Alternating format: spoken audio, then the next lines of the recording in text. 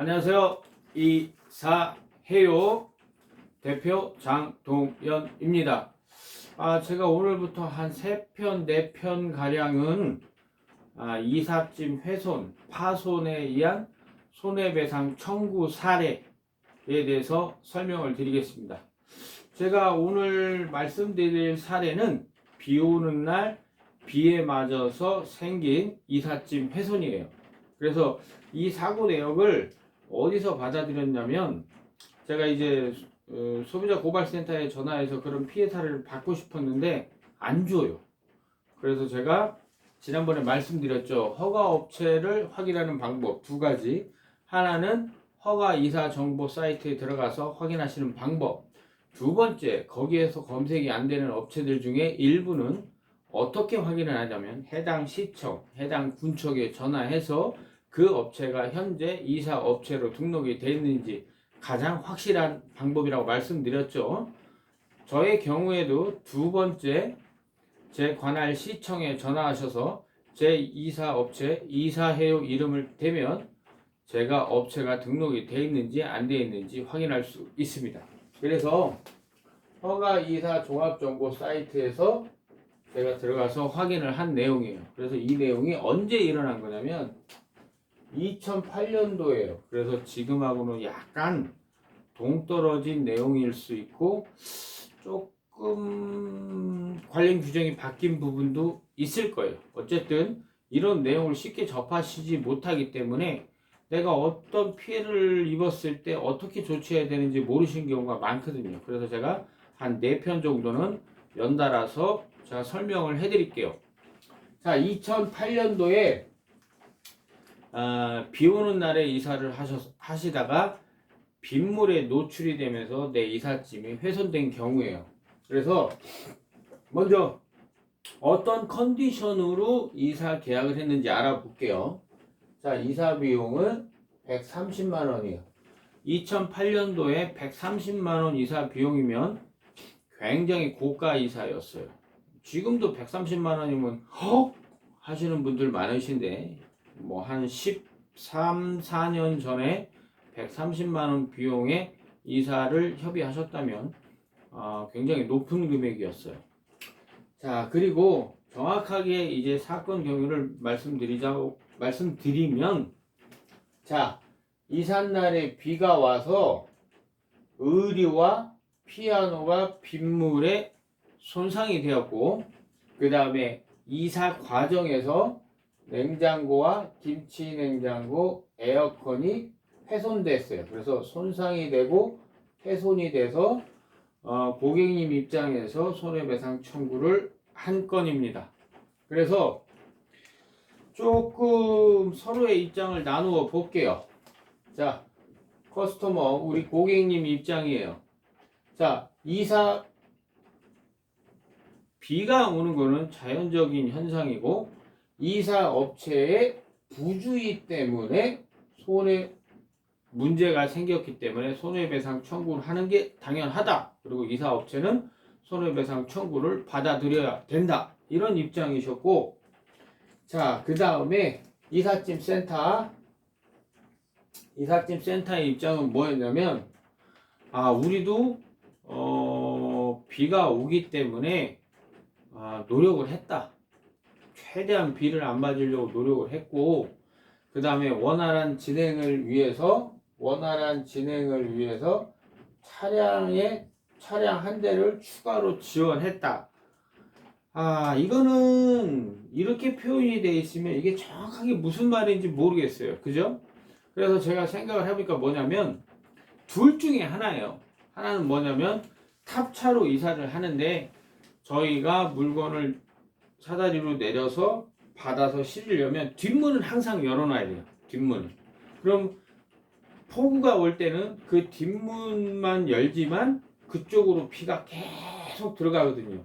그러면 앞쪽에 실려 있던 이삿짐들은 빗물에 조금 젖을 수가 있고, 그 다음에 어느 정도 짐이 다 찬 상태에서는 그 뒷문 딴 열어놓은 공간에 비가 그냥 들이쳐서 아무리 탑차라고 해도 비가 맞을 수 있어요.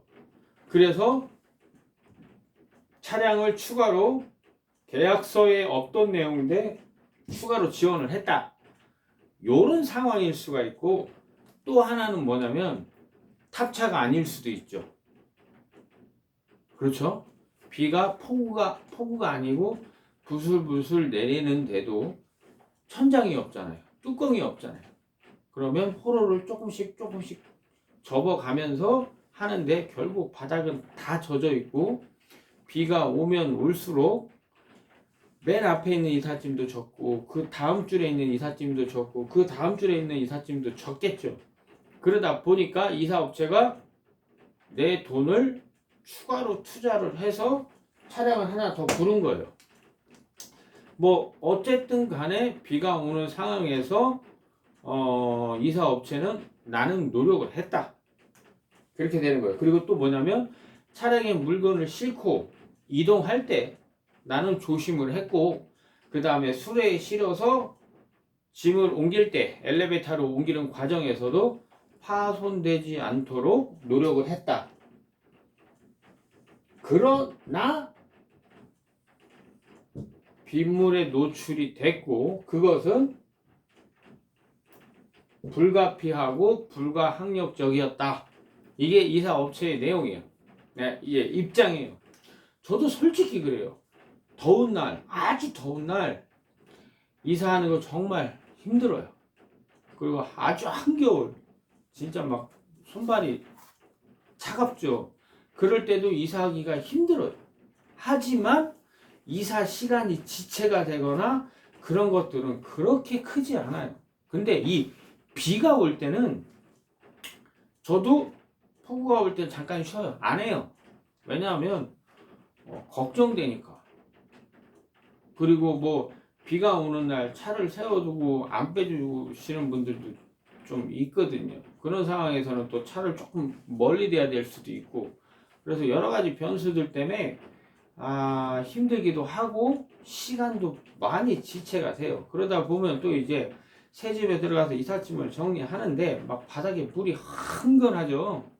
근데 이제 포장 이사다 그럼 또 그것까지 또 정리를 다 해드려야 되잖아요. 이런 것들이 제일 힘든 게, 솔직히 말하면 이사 업체도 더운 날도 아니고 추운 날도 아니고 비가 오는 날이에요. 비가 오는 날. 그래서 비 오는 날에 그런 애로사항이 좀 있어요. 그리고 제가 이전에 비 오는 날 이사하는 방법에 대해서 제가 설명을 드렸죠. 비 오는 날에 여러 가지 필요한 준비물들이 많아요. 근데 이게 일기예보에 확인이 안 됐는데 갑자기 비가 오는 경우가 있어요. 그런 때는 저희들도 자재를 준비물을 챙겨가지 못했기 때문에 이제 그럴 때 일어난 사고가 아닌가, 그렇게도 좀 보여지기도 하는 면이 있습니다. 자, 그래서 일단은 고가로 이사 비용을 협의했잖아요. 그러니까 이사 업체도 양심이 없는 업체는 절대 아니에요. 자기가 잘못한 거는 인정을 했어요. 그래서 세탁비, 의류, 옷 이런 것들이 내가 박스에 담고 비닐봉지 2차 포장을 했는데도 젖은 물품들은, 젖은 옷이나 의류, 이불 등은 세탁비를 지불하겠다. 그래서 요거는 인정을 했습니다. 자, 그리고 두 번째 뭐냐면 냉장고와 김치 냉장고에 생긴 흠집은 내가 한 것 같지 않다. 그래서 이런 부분 때문에 이제 정확하게 이 재판이라고 해야 될까요? 아니면 판례라고 해야 될까요? 이 판례가 나오게 된 게 민사에서 나온 내용인지 아니면 소비자 센터에서 중재를 하고 나온 판례인지 그거는 정확하지 않아요. 어쨌든 받아들일 수 없다. 그러니까 고객님 입장에서는 냉장고와 김치냉장고, 에어컨 파손이 됐기 때문에 손해배상 청구를 해야 되는데, 이삿짐 센터 입장에서는 그건 내가 한 게 아니다, 또는 그건 원래부터 있었던 것 같다, 그건 내가 이사하는 날 생긴 게 아니다, 그래서 나는 받아들일 수 없다, 요런 대치 상황 때문에 요렇게 넘어가서 요런 결과를 받게 된 거예요. 아시겠죠? 자, 그 다음에 또 하나 뭐가 있냐면 에어컨. 에어컨에 흠집이 생겼대요. 근데 이 에어컨은 이걸 말씀드리기 전에 한 가지 더 말씀드릴게요. 포장이사 할 때 에어컨 설치까지 해주세요, 이렇게 하시는 분들 굉장히 많으세요. 근데 저는 그렇게 하지 말라고 말씀드려요. 왜 그러냐면, 자, 포장이사 하는데 5명이 일을 해요. 그러면 에어컨 떼어낼 때, 에어컨 분리할 때 내가 지금 사는 집에서 몇 분의 시간을 투자하면 할 수 있을까요? 아무리 길어도 제가 볼 때는 10분에서 15분이면 에어컨 분리는 가능합니다. 뭐 가스 모으는 것까지 다 하더라도요. 그런데 에어컨 설치, 새 집에 가서 설치하는데 벽을 뚫어야 되고 동파이프를 녹여서 붙여야 되고 막 이런 상황이잖아요. 그거는 몇 시간 걸릴까요? 한 2시간 걸린다고 봐야죠. 자, 그러면 지금 집에서 5명이 일을 하는데, 5사람이 일을 하는데 에어컨 뛴 사람이 다른 에어컨 뛸 때는 10분, 15분밖에 안 걸리기 때문에 그 작업을 한 다음에 다른 짐들을 포장을 하겠죠. 그죠? 그럼 새 집에 가서 내가 포장했던 짐을 정리를 해야 되는데 나는 정리를 하지 않고 에어컨 설치를 하고 있는 거야. 그러면 어떻게 될까요? 아무래도 덜 꼼꼼하게 정리가 되겠죠. 그래서 저는 항상 말씀드려요. 에어컨 설치는 제 협력사 소개시켜 드릴게요. 정말 한여름이면 내가 이삿짐 어느 정도 올린 다음에 오도록 시간을 맞춰서 불러 드리겠습니다.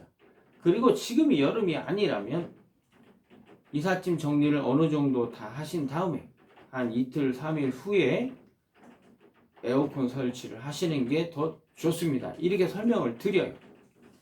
자, 그러면 다시 이쪽 원점으로 들어와 볼게요. 자, 에어컨 흠집이 생겼어요. 근데 이게 에어컨을 아주 2008년이잖아요. 그럼 에어컨 뭐 지금도 뭐 꼼꼼하게 포장을 하지만 2008년도에는 아마 더 꼼꼼하게 에어컨은 포장을 했었을 거예요. 그래서 꼼꼼하게 포장을 했다는 건 이삿짐 센터도 알고 우리 고객님도 보셨어요. 그런데 그게 파손이 됐다니, 그게 흠집이 생겼다니 이사업체는 받아들일 수 없는 거예요. 근데 이제 고객님 입장에서는 아니다, 내가 이사하기 전에는 그런 흠집을 본 적이 없다. 그래서 서로의 입장이 대치가 된 거죠. 그래서 이것도 책임 소재를 확인하기 위해서 이제 중재에 맡겨진 거죠. 그래서 이런 결과가 나왔어요. 그래서 어떻게 됐는지 그 결과를 제가 말씀드려 볼게요. 자, 세탁비는 받아들였잖아요. 그래서 세탁비가 17만 원이 나왔대요. 그래서 요거는 뭐 바로 이사업체도 인정을 했고 배상을 해드렸겠죠. 자, 그 다음에 이제 판례예요. 판례 이거는. 그래서 이사업체 생각도 아니고 고객님 생각도 아니고 중재하고 받은 결과예요. 자, 피아노가 비에 맞아서 빗물로 이상이 생긴 건지 안 생긴 건지 확실히 검증할 수 있는 방법은 없죠. 그죠? 비에 맞아서 피아노가 고장났다, 그거는 확실히 알 수 없지만 이사 과정에서 생겼으니 피아노 조율 정도는 해 주어야 된다. 그래서 2008년 당시에 피아노 조율비 7만 원도 배상해라. 그래서 이런 판결이 나온 거죠. 자, 그 다음에 냉장고는 뭐냐면 이제 고객님께서 사진을 찍어 놓으셨겠죠. 냉장고 파손 부위. 그래서 냉장고 파손 위치를 볼 때 이사할 때 발생됐다고 미루어 짐작이 된다. 뭐냐면 생활 기스 어느 부분에 날까요? 생활 기스 전면, 문 있는 면, 그 다음에 양쪽 옆면 요런 데는 생활 기스라고 할 수 있죠. 왜냐면 뭐 아이가 뭐 이렇게 긁을 수도 있고, 그 다음에 뭐 상이나 이런 걸 들고 가다가 부딪힐 수도 있고, 그런 부분들에 난 잔 기스들은 누구의 잘못인지 솔직히 판단하기 힘들어요. 근데 냉장고 뭐 뒷부분이 찌그러졌다든가 뒤쪽 모서리가 찌그러졌다든가 그런 것들이 있었던 것 같아요. 제 생각에는. 그래서 파손 위치를 볼 때 이사할 때 생긴 것 같다라고 판결을 했어요. 그래서 수리비는 최소한 수리비는 10만 원 물어주어야 된다. 이렇게 했거든요. 이게 왜 그러냐면 이게 파손된 종류, 훼손된 종류가 많기 때문에 그렇지, 냉장고 하나로만 따진다면 만약에 오늘 이사할 때 냉장고 하나만 했어요. 그럼 제가 그때 말씀드렸죠. 어떻게 하냐면 냉장고가 100만 원짜리예요. 그리고 얘가 감가상각해서 빵원이 되는 게 다 한 7년이라고 봐요. 그런데 이 냉장고를 한 5년 정도 쓰셨어요. 그러면 2년 정도 주기의 비용을 물어주거나 아니면 지금처럼 그 이전과 같은 상태로 수리를 해줘야 되는 그런 결과가 나왔을 거예요. 근데 제 생각에는 냉장고가 조금 오래 쓰신 것 같아요. 그래서 수리비만 간단하게 10만 원 정도 들여서 수리해드리는 걸로 판결이 난 것 같아요. 자, 그 다음에 김치냉장고도 표면에 흠집이 발생한 거예요. 근데 김치냉장고 같은 경우는 2008년도 당시에는 스탠드가 아니라 뚜껑형이었죠. 그러다 보니까 어느 집에 가거나 김치냉장고는 생활 기스가 많아요. 전면과 옆면에. 그런데 우리 고객님이 보실 때 요 흠집은 내가 낸 게 아니라는 게 확실하다는 거예요. 그런데 그 흠집 하나로 인해서 전체를 도색할 때 비용인 15만 원을 청구를 하셨어요. 근데 중개하는 입장에선 그거는 조금 부당하다. 다른 기스들도 있는데 그 기스 하나가 추가가 됐다고 그래서 전체 비용을 다 받는 거는 부당하다고 느꼈는지 부분 도색 할 수 있는 5만 원 정도를 배상을 해주어야 된다, 이렇게 판결을 내렸습니다. 자, 그리고 에어컨은 업체가 이 에어컨을 파손시킨 것 같아요. 근데 지금 여름이에요. 그러면 언제 소송이 결과를 내가 받을지 모르는데 에어컨 연결을 안 하고 더운 여름을 지낼 수가 없잖아요. 그쵸? 그러면 뭐 조금 파손이 됐더라도 사진 찍어서 이사업체한테 통보를 하고 그 다음에 에어컨을 연결해서, 일단 더우니까 찬바람을 쐬야 되잖아요. 그래서 연결을 한 그런 상태예요. 근데 문제가 생기게 되면 그거를 기반으로 해서 내가 소송을 하려면 그 물품은 손을 대면 안 돼요. 그런데 마찬가지로 이제 여름이다 보니까 에어컨 설치를 했어요. 그런데 이사 업체의 잘못도 인정되는 부분이 있어서 판결이 어떻게 나왔는지 제가 설명을 드릴게요. 자, 항상 이삿짐 센터들이 이게 진짠가 아닌가, 물론 고객님께서 거짓말을 하시지 않겠죠. 내 물품이 있는데 없어졌다고 하진 않고, 내 물품이 파손되지 않았는데 파손됐다고 말씀을 하지 않으세요. 근데 항상 문제가 되는 게 뭐냐면 한 일주일 지난 후, 한 5일 지난 후 이래 버리면 그 효력이 조금 떨어져요. 그리고 이사업체 입장에서도 조금 신뢰가 안 가는 부분도 있어요, 솔직히. 그래서 이번에도 뭐였냐면 이틀이 지난 뒤에 우리 고객님께서 에어컨에 흠집이 있는 것 같다 라고 알게 되신 거예요. 그리고 날이 더우니까 이사업체한테 통보는 했으나 내가 이거 지금 수리해서 설치를 하겠다. 동의를 받지 않았어요. 왜냐하면 협의가 끝나지 않았는데 내가 그 물품에 다른 걸 설치하거나 그 물품을 뭐 어떻게 한다거나 하면 그 물품이 언제 파손되든지 확인하기가 힘들거든요. 그죠? 내가 옮기다가 파손된 건지 에어컨을 설치하는 분이 설치하다가 파손된 건지 알기가 어렵거든요. 그래서 그런 경우에는 손대지 말으셔야 돼요. 자, 그래서 누구의 책임인지 알 수 없다. 이미 설치를 해버렸기 때문에. 그래서 판결을 어떻게 내렸냐면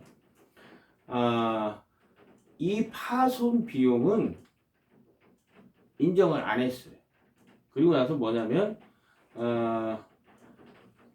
견적서에 에어컨 설치 비용 얼마에 포함되어 있는지 세부 비용, 그 비용은 반환을 해줘야 된다. 이건 손해배상 청구가 아니고 설치를 안 했기 때문에 뭔가 문제가 있었으니까 설치를 안 했잖아요, 그날. 그러니까 그 설치 비용은 반환을 해줘야 된다. 이렇게 판결이 났어요. 그리고 또 하나 확실하게 잘못된 게 또 있었어요. 그래서 이제 이 에어컨을 설치하러 새로 이사업체가 아니고 에어컨 설치 기사님이 오셔서 딱 봤는데 에어컨을 떼어낼 때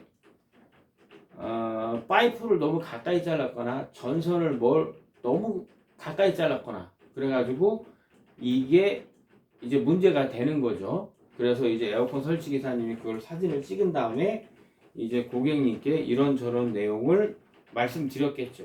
그래서 평소에는 이 비용이 안 나오는데 요거를 너무 짧게 잘랐기 때문에 추가 수리 비용이 나옵니다 라고 얘기를 했겠죠. 그리고 영수증을 써서 고객님께 드렸겠죠. 그래서 그 비용 에어컨 탈거 시에 전선을 잘못 절단을 해서 생기는 수리비 요거 75,000원, 그 다음에 6만원은 세부 견적서에 들어있다고 설치를 안 했으니까 그 비용은 반환을 해줘야 된다.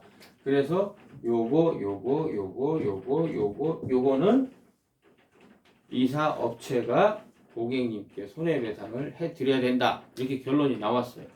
근데 이 비용이 얼마냐면 여기 지금 이사 비용이 130만 원이잖아요. 근데 손해배상 비용이 50만 원이 넘어가요. 그래서 이사를 할 때는 꼼꼼하게 하지 않으면 내가 돈을 벌러 갔다가 돈을 깨트리고 오는 경우가 생기는 거예요. 그래서 이사는 꼼꼼하게 해야 돼요. 우리가 평상시에 내가 무언가를 잘 해야지. 그래서 한두 번은 잘할 수 있어요. 근데 비가 오는 이런 날 좀 힘들죠. 힘든 상황 속에서도 내가 잘해야지. 그리고 생각하고 진짜로 잘하는 거. 그거는 내 몸에 배어 있어야 돼요. 습관처럼 습관이 되어 있어요. 내가 힘들 때, 내가 조금 쉬고 싶을 때 쉬지 않고 한 발 더, 손 한 번 더 가서 꼼꼼하게 할 수 있는 거는 기본이 되어 있는 업체고 습관처럼 신절도 습관이라고 했잖아요. 제가 마찬가지로 내 몸에 꼼꼼함이 배어 있는 업체들, 그런 업체들이 일을 잘하고 내가 땀 흘려서 일하고 돈을 벌게 되는 거예요. 그리고 이사를 마친 다음에 고객님께 감사하다고 말씀을 드리고 고객님께서도 내 이삿짐을 오늘 하루 땀 흘려서 잘 옮겨주시고 정리까지 해주셔서 고맙습니다. 이렇게 서로 인정을 하게 되는 거예요. 그래서 어떤 상황에서든 문제가 생길 수 있고 이삿짐이 파손될 수가 있어요. 하지만 상식적으로 볼 때 우리 고객님들이 무조건 손해배상 청구를 하실 수도 있지만 이사업체가 정말로 노력했는데 안 되는 경우 같다라고 생각하면 대부분의 고객님들은 손해배상 청구를 하지 않습니다. 그러니까 제가 볼 때는 일정 부분은 업체 쪽에서도 조금 잘못이 컸을 거라고 저는 생각을 해요. 그래서 우리 고객님들 이사 예약을 한 달, 두 달 전에 하시는데 그날 비가 올지 갑자기 소나기가 내릴지 알 수 없잖아요. 그래서 너무 가격에만 초점을 두지 마시고 어떤 스타일의 이삿짐 센터인지 한 번 정도 확인해 보시고 결정을 하는 게 좋습니다. 자, 오늘 제가 첫 시간 비 오는 날 이삿짐 파손된 손해배상 청구권에 대해서 설명을 드렸고요. 앞으로 한 3번 정도는 손해배상 판례에 대해서 제가 설명을 드리도록 하겠습니다. 자, 오늘 영상 마칠게요. 감사합니다.